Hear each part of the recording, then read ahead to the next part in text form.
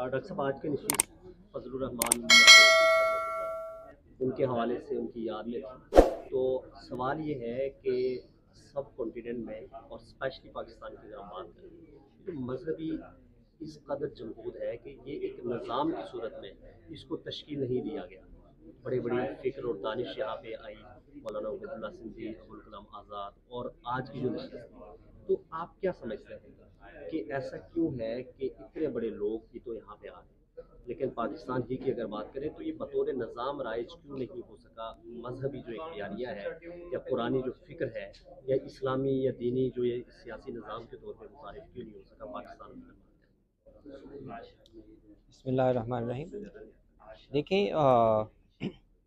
انہی بحثوں سے تو اصل میں اس کی وجہ بھی سمجھ میں آتی ہے. کوئی چیز یا کوئی ایک نظام فکر قانون کی سطح پر یا ریاست کے نظام کی صورت پر تب نافذ ہو سکتا ہے جب اس کو کئی طرح کی قوتیں مل جائیں. اس میں سب سے اہم چیز یہ ہے کہ اس تعبیر پر یا اس فکر پر جو بھی اس معاشرے کے سوچنے سمجھنے والے طبقے ہیں، علمی طبقے ہیں، دانشور طبقے، ان کا ایک اطمینان ہو، وہ ان کے لیے قابل قبول ہو، اور وہ سمجھتے ہوں کہ ہاں یہ ہمارے مسائل کا، تہذیبی مسائل کا، سماجی مسائل کا ایک بہترین حل ہے. تو ہمارے یہاں تو اصل میں یہی بحران کی کیفیت ہے. اس کے یہ مختلف مظاہر ہیں کہ تعبیرات دین اور دینی قانون کی تعبیر ہی زیر بحث ہے کہ کون سی تعبیر درست ہے، کون سی تعبیر ہمارے لیے بہتر ہے. تو یہ تو ایک بحرانی دور ہے، اس میں مختلف اہل علم، مختلف مکاتب فکر اپنا اپنا نقطہ نظر پیش کر رہے ہیں، اور یہ تاریخ کے عمل میں جا کر ہی کہیں حل ہوگا. ڈاکٹر صاحب کیا آپ سمجھتے ہیں کہ جو اس وقت دور جدید میں ایک جو تصور ہے، جو ماڈرنائزیشن کے حوالے سے دین اسلام، قرآن فکر اور مذہب کو جو کہ لے کے چلا جا رہا ہے، ایک ورژن ہمارے پاس بہت پرانا جو رائج ہے یہاں پہ وہ تو چل رہا ہے، تو کیا سمجھتے ہیں کہ قریب میں پاکستان میں یہ جو سوچ ہے جس میں آپ بحث کر سکیں، مباحث ہو اور ایک دوسرے کو تسلیم کیے جانے کا ایک ماحول ہے، تو کچھ نظر آ رہا ہے آپ کو جس ایک سلسلے میں، جس تسلسل پہ آپ بھی چل رہے ہیں، آپ کو بھی مسائل ہیں؟ کہنا یہ چاہ رہا ہوں کہ یعنی جو ماڈرنائزیشن ہے، اس پہ کیا پاکستان میں بھی ایسا ماحول کریٹ ہو جائے گا کہ ہماری سوسائٹی ایسی تشکیل دے جہاں پہ مباحث ہو، ایک دوسرے کی سنی جائے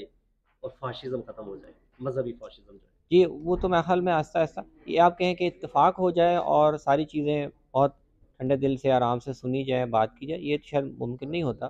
ویسے بڑی گہری ہوتی ہیں، ان میں بڑے بہت کئی طرح کے سٹیکس انوالو ہوتے ہیں، تو گرما گرمی تو رہے گی. لیکن میرے خیال میں توقع کرتا ہوں کہ آہستہ آہستہ کچھ مشکل بحثوں پر گفتگو کے لیے، مشکل سوالات پر گفتگو کے لیے فضا آہستہ آہستہ ہموار ہوگی، اور جو ایک جبر کی کیفیت ہے شاید ماحول اور معاشرہ بہت زیادہ اس کو قبول نہیں کرے گا. میرا آخری سوال، چونکہ میں کشمیری صحافی ہوں اور آپ جیسے مذہبی لوگوں کو جو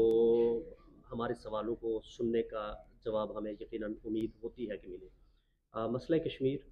یقیناً ایک مسئلہ ہے. ہمارا اعتراض ہمیشہ یہ رہا کہ جس طرح یہ ایک سیاسی مسئلہ ہے لیکن پاکستان کی طرف سے ایک امپورٹ کیا جاتا ہے، یہ مسئلہ کہ مذہبی مسئلہ ہے، یہ ایک دینی مسئلہ ہے. جہاد کا بھی ایک سلسلہ کشمیر میں چل رہا ہے، ابھی تھوڑا کم ہے. تو جاننا یہ چاہتا ہوں آپ کے نقطۂ نظر سے کہ کشمیری یہ جو مسئلہ کشمیر ہے آخر، اور یہ مسئلہ جو ہے، کیا جو آپ کی طرف سے، مولویوں کی طرف سے، مذہبی لوگوں کی طرف سے پیش کیا جاتا ہے کہ دینی مسئلہ ہے، جہاد کا بھی ایک وہاں پہ ایکسرسائز کی جاتی ہے، آپ کے نزدیکی مسئلہ ہے کہ اور اس کا حل کیا ہے؟ حل تو شاید ایسی چیز نہیں ہوتی جو نظری طور پر میں بتا دوں یا آپ بتا دوں. حل تو سیاسی عمل میں اور تاریخ میں نکلنا ہوتا ہے. البتہ میرے خیال میں یہ بات درست ہے کہ بنیادی طور پر کوئی مذہبی مسئلہ نہیں ہے، وہ سیاسی مسئلہ ہے. اور اس میں یہ بات بھی آپ کی درست ہے کہ شروع میں پاکستان کے جو سیاسی طبقے ہیں حکمران، ان کو میں یہ ادراک تھا کہ بنیادی طور پر ہم کشمیریوں کا ایک حق ہے اور اس میں ان کی مدد کرنا چاہتے ہیں. لیکن آہستہ آہستہ پھر جب ادھر سے انڈیا نے قبضہ کر لیا، ادھر سے پاکستان نے بھی ایک طرح سے اس کو ایک طرح کا الحاق کر لیا کشمیر کا، تو اب یہ اس کو پاکستانی ریاست کے انٹرسٹ